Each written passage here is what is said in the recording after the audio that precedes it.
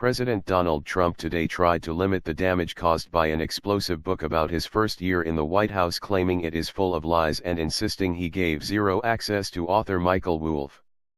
The president's lawyers have issued cease and desist legal letters to Mr. Wolff and his publisher, as well as to one of the book's primary sources, former chief strategist Steve Bannon, referred to in Mr. Trump's tweets today as Sloppy Steve.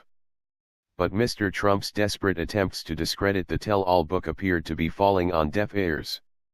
Mr. Wolff says he can back his sensational behind-closed-doors account of life in the West Wing with dozens of hours of taped interviews, and the publisher, Henry Holt, reacted to the White House threat by bringing the publication date forward from next Tuesday to today, Friday, due to unprecedented demand.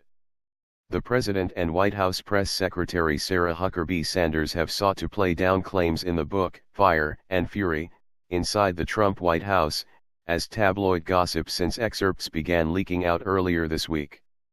They include allegations that Mr. Trump never expected to win the election, eats cheeseburgers in his West Wing bedroom while watching his 3 TVs, and played seduction games with wives of friends. Mr. Bannon is also quoted in the book as claiming an infamous Trump Tower meeting between Mr. Trump's son and a Russian lawyer during the 2016 election campaign was treasonous and unpatriotic. Mr. Wolff, 64, a columnist for The Hollywood Reporter who has also written for magazines including Vanity Fair, has claimed he had something like a semi-permanent seat on a couch in the West Wing. He wrote yesterday that he pitched the idea of writing a fly-on-the-wall book to the president. A book? Mr. Trump responded, according to the author. I hear a lot of people want to write books. Since the new White House was often uncertain about what the president meant or did not mean in any given utterance, his non-disapproval became a kind of passport for me to hang around, Wolff writes.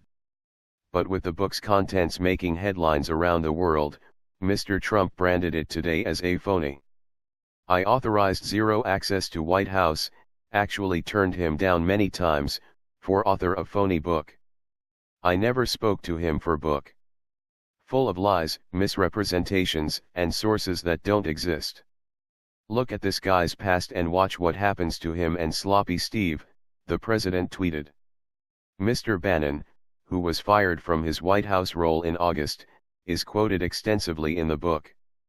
After Mr. Trump posted a tweet yesterday disavowing him and claiming he has lost his mind, Mr. Bannon said yesterday that he was still a supporter and that the president was a great man.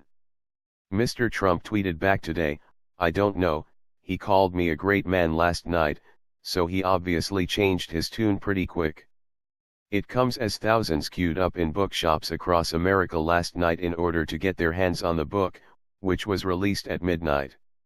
In the UK, booksellers were predicting it would be one of the fastest-selling books of the year. Kate Skipper, Waterstone's buying director, said, the excitement is spreading across the Atlantic and Fire and Fury is set to be the biggest political book of the year in the UK. It's fantastic to see a physical book driving headlines across the world and customers responding accordingly.